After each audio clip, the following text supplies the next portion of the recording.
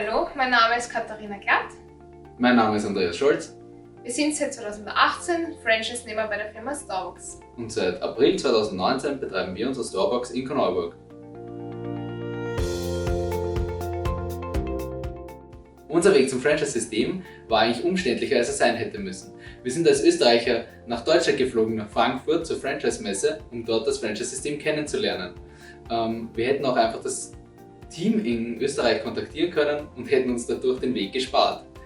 Wir haben uns dann deshalb dafür entschieden, weil wir uns vor Ort gleich so gut betreut gefühlt haben.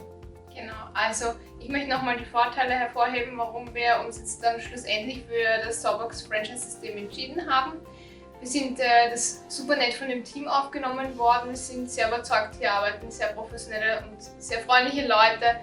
Das natürlich hat uns das System überzeugt, komplett digitalisiert, wirklich top. Und generell haben wir immer schon ein Interesse an Immobilien gehabt.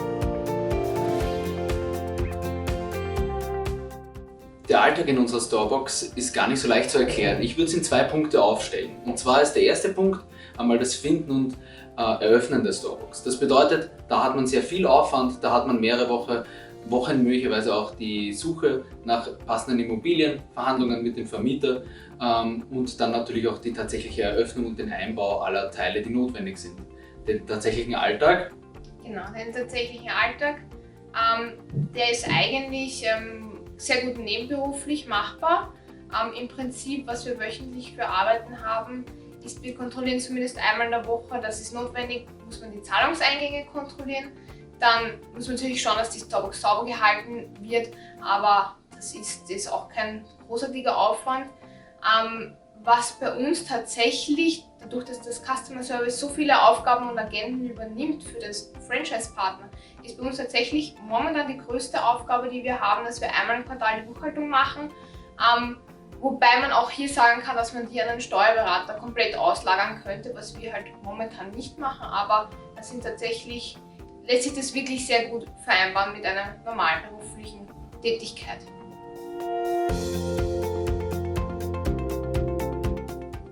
Auf dem Weg zu eurer Starbucks kann ich euch mehrere Tipps geben. Ganz wichtig vorweg, wenn ihr auf der Suche nach einem Immobilie seid, nutzt auch euer eigenes Netzwerk. Wenn ihr schon jemanden kennt, der Immobilien besitzt oder vielleicht Immobilien vermietet, könnt ihr euch dort entweder die Immobilie suchen oder vielleicht sogar Kontakte suchen, wo ihr welche finden könntet. Als zweiten Tipp würde ich euch geben, mit genug Startkapital an die Sache ranzugehen. Wir denken, dass da bei den durchschnittlichen Starbucks um die 30.000 Euro genügen würden. Als dritten Punkt würde ich euch auch handwerkliches Geschick empfehlen. Dann kann man auch viele Kleinigkeiten selber regeln und braucht nicht für alles einen Handwerker.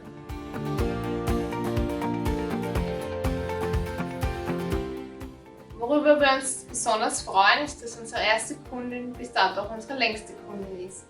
Und was wir besonders toll auch noch finden, sind die gut organisierten Starbucks Franchise-Tagungen, wo ich der Andreas ein bisschen mehr noch darüber erzählen möchte.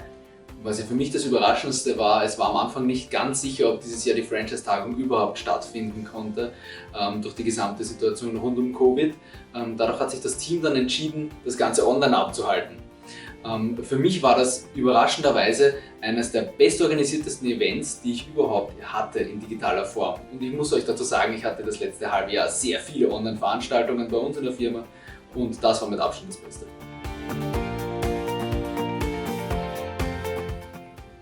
Liebe Korneuburger und Korneuburgerinnen, falls ihr mal Lagerplatz benötigen solltet, unser Lagerabteil befindet sich in der Wiener Straße 23, das ist gegenüber vom Lagerhaus Korneuburg. Wir bieten euch die optimalen Lagergrößen für privat als auch für gewerbliche Nutzung an.